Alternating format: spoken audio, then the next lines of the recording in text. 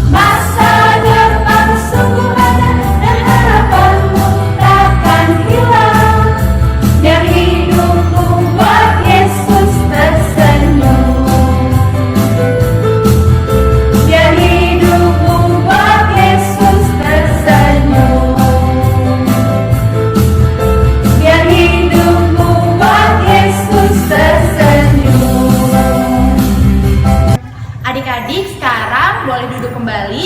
Sebentar lagi kita akan mendengarkan firman Tuhan. Namun sebelumnya kita mau berdoa dulu. Lipat tangannya, tutup matanya, tundukkan kepalanya, kita berdoa. Bapa yang baik, terima kasih Tuhan Kau memberikan kami kesempatan hari ini untuk ibadah walaupun secara online. Kami bersyukur.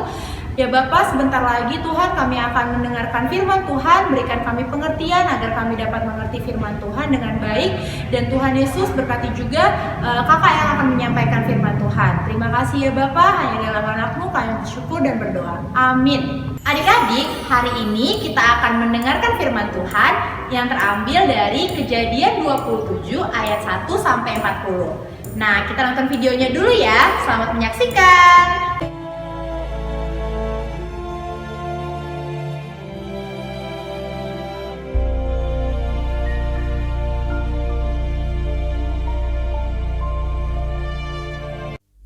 Ketika Ishak sudah tua dan matanya telah kabur, sehingga ia tidak dapat melihat lagi, dipanggilnyalah Esau, anak sulungnya, berkatalah Ishak, "Anakku, lihat, aku sudah tua. Maka sekarang, ambillah senjatamu, tabung panah dan busurmu. Pergilah ke padang dan burulah bagiku seekor binatang.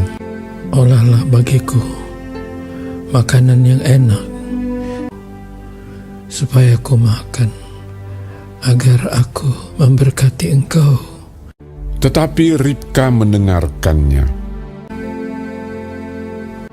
Setelah Esau pergi ke padang memburu seekor binatang untuk dibawanya kepada ayahnya, berkatalah Ribka kepada Yakub anaknya, "Telah kudengar ayahmu berkata kepada Esau kakakmu. Maka sekarang anakku, dengarkanlah perkataanku seperti yang kuperintahkan kepadamu. Pergilah ke tempat kambing domba kita. Maka aku akan mengolahnya menjadi makanan yang enak bagi ayahmu, agar dia memberkati engkau." Tetapi Esau kakakku adalah seorang yang berbulu badannya, sedang aku ini kulit licin. Mungkin ayahku akan meraba aku, maka nanti ia akan menyangka bahwa aku mau memperolok-olokkan dia. Dengarkan saja perkataanku. Pergilah. Sesudah itu, ibunya mengolah makanan yang enak seperti yang digemari ayahnya. Kemudian Ribka mengambil pakaian yang indah kepunyaan Esau, lalu disuruhnyalah dikenakan oleh Yakub. Dan kulit anak kambing itu dipalutkannya kepada kedua tangan Yakub dan pada lehernya yang licin itu. Demikianlah Yakub masuk ke tempat ayahnya serta berkata, Bapa, akulah Esau anak sulungmu.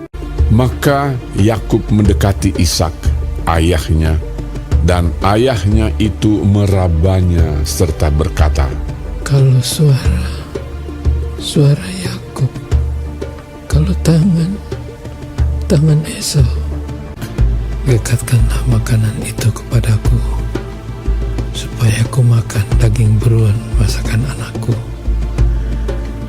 Lalu datanglah Yakub dekat-dekat dan diciumnyalah ayahnya.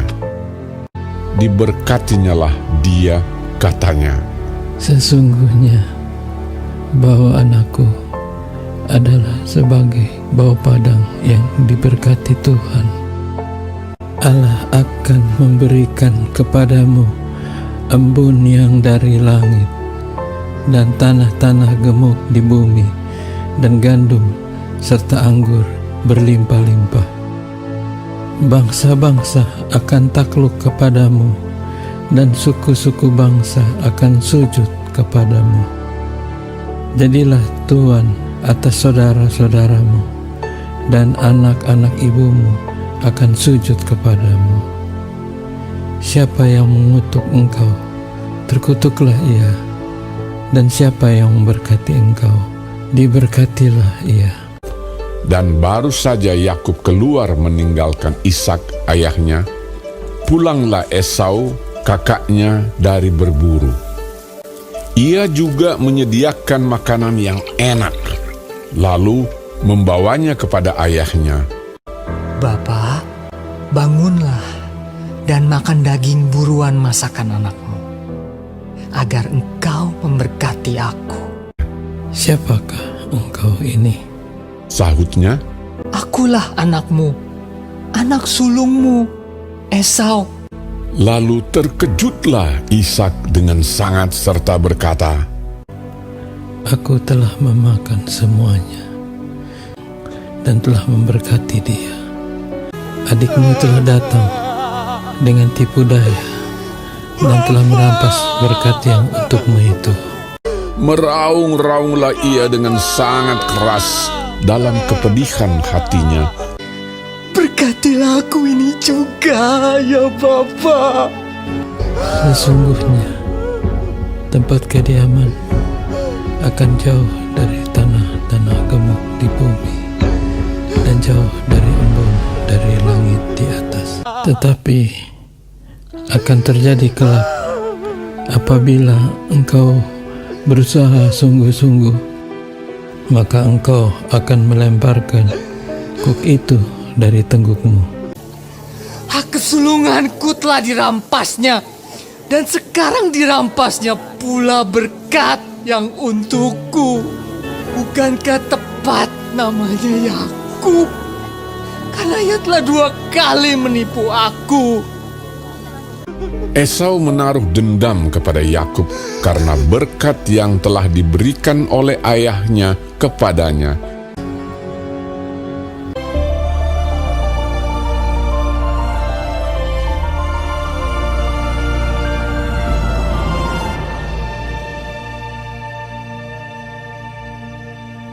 Nah, adik-adik, firman Tuhan kita hari ini masih berkaitan ya dengan cerita minggu lalu. Ya, benar, tentang Esau yang menjual hak kesulungannya kepada Yakub. Nah, adik-adik masih ingat gak dia menjual hak kesulungannya dengan apa? Ya, benar, sup kacang merah. Dia menjual hak kesulungannya kepada Yakub dengan sup kacang merah. Tapi sebenarnya Tuhan sudah tahu loh apa yang akan terjadi. Dalam Kejadian 25 ayat 23 dikatakan bahwa Tuhan sudah memberitahu kepada Bapak Ishak dan Ibu Ribka tentang Esau dan Yakub. Tetapi Bapak Ishak tetap saja ingin meneruskan berkatnya kepada Esau. Walaupun sebenarnya Tuhan sudah memberitahu kepada Bapak Isa, entah karena apa Bapak Isa mungkin udah tua atau dia lupa bahwasanya Tuhan pernah berfirman bahwa anak yang tua akan menjadi hamba untuk anak yang muda. Walaupun ia masih ingat, namun ia tetap bersikeras meneruskan berkatnya kepada Esau. Itu berarti Ishak ingin mengatur semuanya sesuai dengan kehendaknya dan mengabaikan kehendak Tuhan. Adik-adik, luar biasa sekali ya bagaimana Tuhan sudah tahu apapun yang akan terjadi dalam hidup kita. Tuhan sudah mengatur masa depan kita dan kita wajib bersyukur karena ada Tuhan yang sudah mengatur hidup kita. Nah, maka dari itu adik-adik harus tetap memberi yang terbaik untuk Tuhan. Adik-adik harus tetap tekun belajar. Jangan mau senangnya aja. Misalnya kalau udah main game, kalau udah diajak mama papanya jalan-jalan, apalagi tuh yang buat adik senang. Oh, main sama temen. Biasa adik-adik kan langsung senang. Tapi kalau udah disuruh bantu papa mama, udah males. Disuruh belajar, wah makin males. Disuruh dengarkan firman Tuhan, aduh gak mau. Jangan seperti itu ya, itu tidak benar adik-adik. Memang masa depan kita ada di tangan Tuhan, tetapi kita harus melakukan yang terbaik untuk Tuhan. Adik-adik harus mandiri, adik-adik harus belajar, adik-adik harus mendengarkan firman Tuhan. Ikuti kata papa mama dan terlebih ikuti kata firman Tuhan.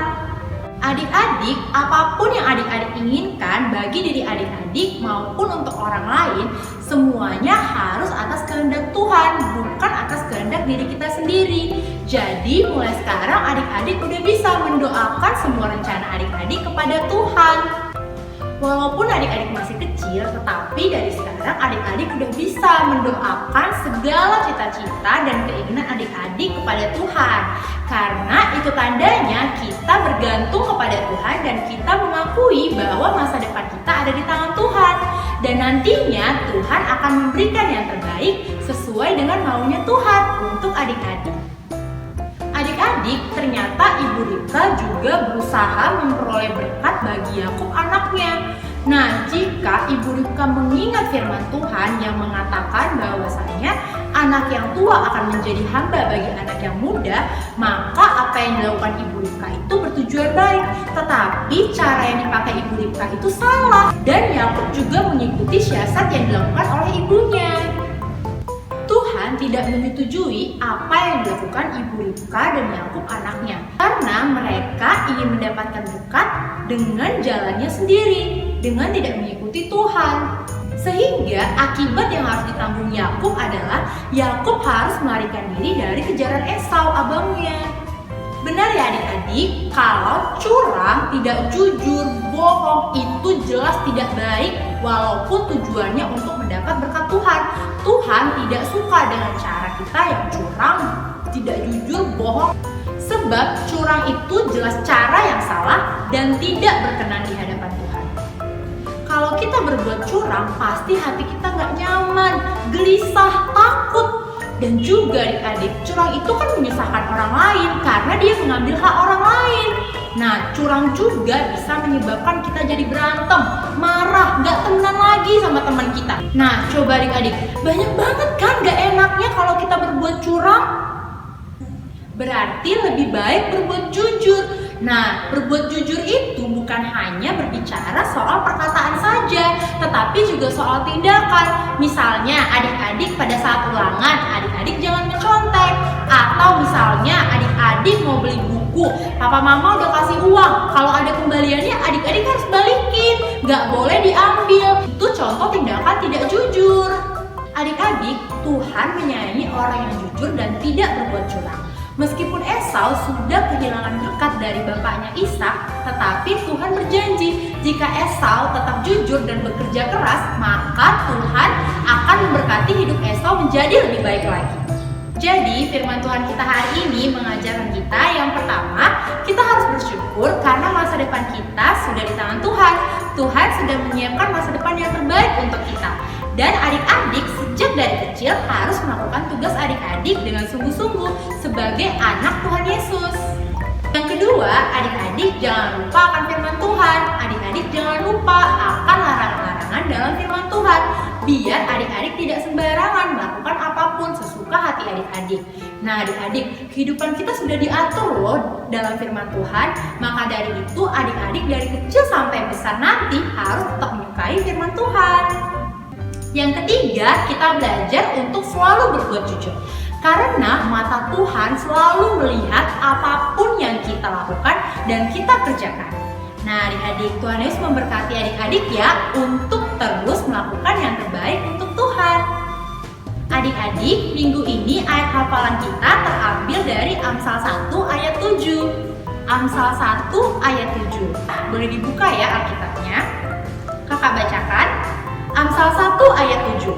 Takut akan Tuhan adalah permulaan pengetahuan, tetapi orang bodoh menghina hikmat dan didikan. Sekali lagi ya kita baca. Amsal 1 ayat 7. Takut akan Tuhan adalah permulaan pengetahuan, tetapi orang bodoh menghina hikmat dan didikan. Adik-adik yang udah bisa menghafal, boleh kirim ayat hafalannya kepada Ibu Pendeta ya. Adik-adik, ibadah kita telah selesai. Sekarang kakak undang kita untuk berdoa. Lipat tangannya, tutup matanya, kita berdoa. Bapa yang baik, kami bersyukur Tuhan atas firman yang telah kami dengar. Tuhan Yesus, tolong kami supaya kami dapat mengerti firman Tuhan dan dapat melakukannya. Bapa yang baik, tolong juga buat adik-adik yang sedang sekolah online, berikan mereka kepintaran, berikan mereka semangat belajar. Tuhan berkati juga papa mama dalam pekerjaannya masing-masing. Tuhan juga berkati untuk negara kami ya Bapa. Tuhan tahu negara kami sedang dalam krisis, sedang ada virus yang menyebar di negara kami, bahkan dunia ini ya Bapak. Kami mohon belas kasihan yang daripada Tuhan untuk memberkati negara kami dan memulihkan negara kami ya Bapak, khususnya kota Medan. Terima kasih ya Bapak, kami serahkan doa kami ke dalam tangan-Mu. Dalam nama Tuhan Yesus kami bersyukur dan berdoa. Amin. Selamat hari Minggu adik-adik. Sampai jumpa di ibadah kita minggu depan. Tuhan Yesus memberkati.